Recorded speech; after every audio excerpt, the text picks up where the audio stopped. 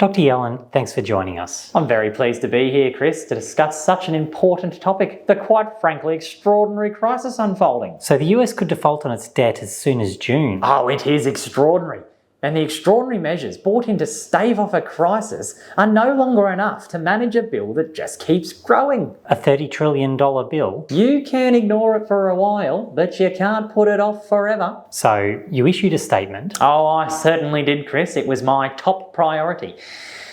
The money is running out very quickly. And what did you say in the statement? I had a lot of innovative ideas to share. Such as? Well, Chris, it is quite complicated in its entirety, but to put it in basic terms, we need more money coming in and less money going out. It's very important. I've got multiple teams working on this. What happens if the US does default on its debt? Oh, absolute chaos, Chris. Oh, worse than you could even imagine. Even a close call could set off turmoil for Wall Street and retirement accounts, you name it. But we've been here before, right? Millions of jobs would be lost, GDP would plummet, defaulting on the debt would be unfathomable. What I mean is the ceiling will be raised again, as it always has been. There'll be a lot of talk and grandstanding, but the outcome seems pretty predictable. A lot of people are good at predicting the past, Chris. It's much harder over here on the bleeding edge. Maybe you need a spreadsheet.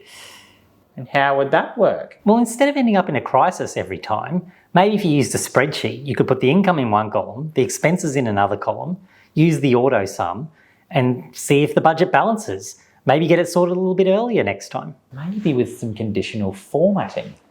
Like if it turns red, we need to spend less. That could work. And it could go green if the bills have been paid for the month.